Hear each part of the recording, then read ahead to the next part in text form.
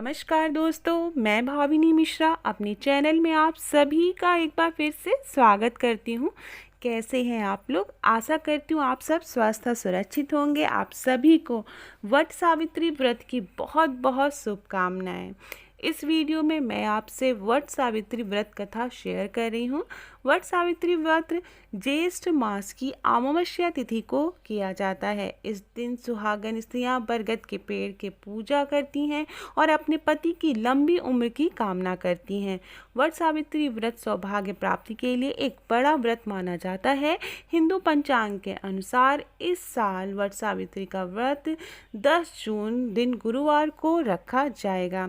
तो चलिए आइए जानते हैं पूजा के समय वट सावित्री व्रत की कथा सुनना बहुत ही ज़्यादा अनिवार्य होता है। तो आइए चलिए कथा प्रारंभ करते हैं। तो चलिए प्रेम से बोलिए जय माता दी। भद्र देश के एक राजा थे जिनका नाम अश्वपति था। भद्र देश के राजा अश्वपति के कोई संतान न थी। उन्होंने संतान की प्राप्ति के लिए मंत्रोच्चारण के साथ प्रतिदिन 1,00,000 आहुतियाँ दी। 18 वर्षों तक यह क्रम जारी रहा। इसके बाद सावित्री देवी ने प्रकट होकर वर दिया कि राजन, तुझे एक तेजस्वी कन्या पैदा होगी। सावित्री देवी की कृपा से जन्म लेने के कारण उस कन्या का नाम सावित्री रखा गया। कन्या बड़ी होकर बेहद रूपवान हुई। योग्य वर न मिलने की वजह से सावित्री के पिता दुखी थे। उन्होंने कन्या को स्वयं वर तलाशने के लिए भेज दिया। सावित्री तपोवन में भटकने लगी। वहाँ साल्व देश के राजा देवशमत सेन रहते थे। क्योंकि उनका राज्य किसी ने छीन लिया था, उनके पुत्र सत्यवान को देखकर सावित्री ने पति के रूप में उनका वरण किया।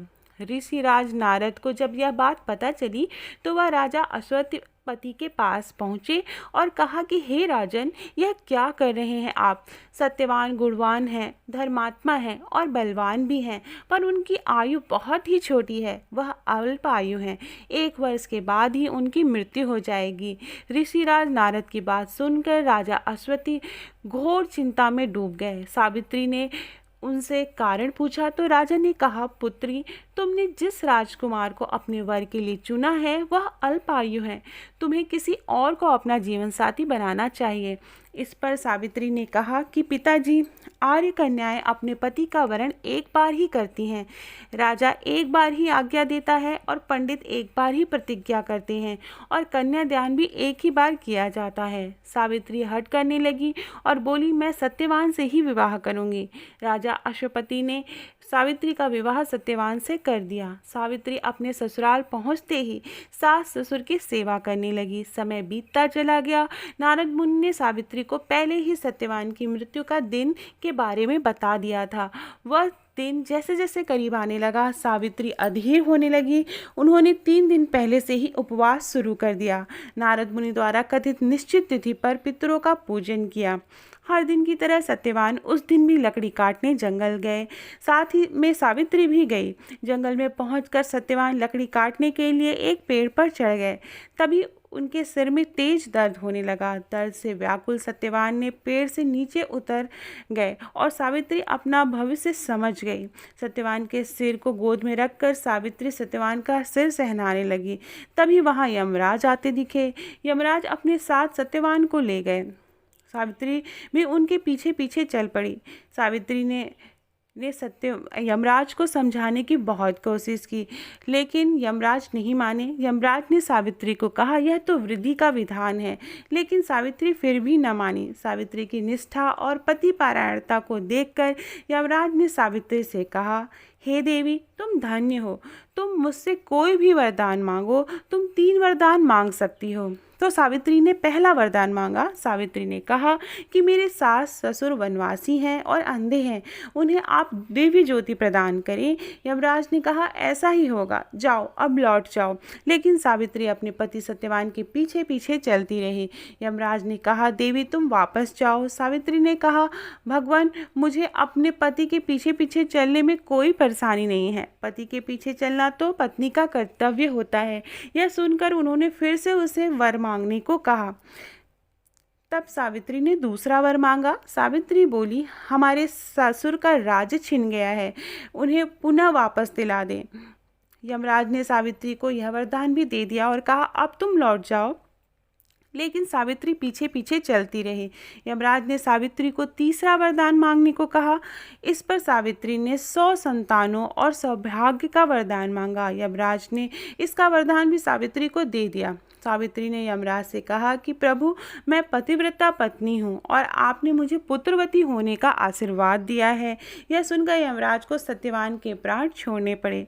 यमराज अंतर्ध्यान हो गए और सावित्री उसी वट वृक्ष के पास आ गई जहाँ उसके पति का मृत शरीर पड़ा जाता है। बहुत सी कहानियों में यह भी कहा गया है कि यमराज ने मुट्ठी में चने देकर सावित्री से कहा था कि इसे सत्यवान को खिला देना तो उसके प्राण वापस आ जाएंगे।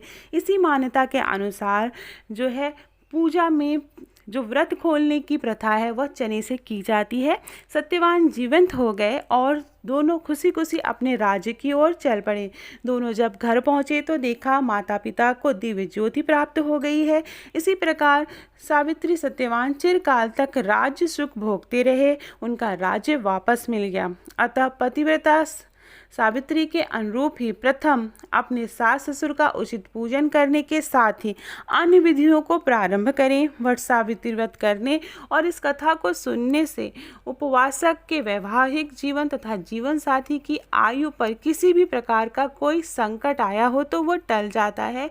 पत्नियां अपने अखंड सौभाग्य के लिए यह व्रत रखती हैं। तो चलिए फिर से बोलते हैं जय माता। कथा सुनने के बाद आरती करनी चाहिए। आरती करने के बाद क्षमा प्रार्थना करनी चाहिए। क्षमा प्रार्थना करने के बाद जो प्रसाद है वो अपने कोछे में डालना चाहिए। 12 पूड़ियाँ और 12 बरगद की फलियाँ अपने कोछे में डालनी चाहिए। उसके बाद जो है पति का पूजन किया जाता है, तिलक लगाते हैं, आरती उतारते हैं, मीठा जो बरगद की फलियाँ बनाई हैं वो खिलाते हैं और उसके बाद पैर छू के आशीर्वाद लेते हैं और फिर बरगद के जो बेत के जो पंखे होते हैं उससे हाँकते हैं। तो इस तरह से पति की पूजा की जाती है। उसके बाद व्रत का पारण किया जाता है। पारण करने से पहले घर में जो भी बड़े सदस्य हैं, सास ससुर हैं, उनका पैर छू के आशीर्वाद लेते हैं। सभी बड़े बुजुर्गों का आशीर्वाद लेते हैं, उन्हें प्रसाद देते हैं। तो इस तरह से पूरी पूजा विधि होती है। पूजा विधि का वीडियो भी मैंने बनाया हुआ है, पूजन सामग्री का भी वीडियो बनाया है। लिंक मैं डिस्क्रिप्शन बॉक्स में डाल दूंगी, आप मेरे चैनल पे जाके देख सकते हैं। वहाँ से आपको सारी जानकारी मिल जाएंगी। बहुत सारे क्वेश्चंस आ रहे थे, उनका आंसर भी मैंने दिया है, तो वो भी आप पूछ सकते हैं कि विसर्जन कैसे करेंगे, जो भी पूजा का सामान है, सुहाग का सामान हम कहाँ देंगे, बायना किसे देंगे।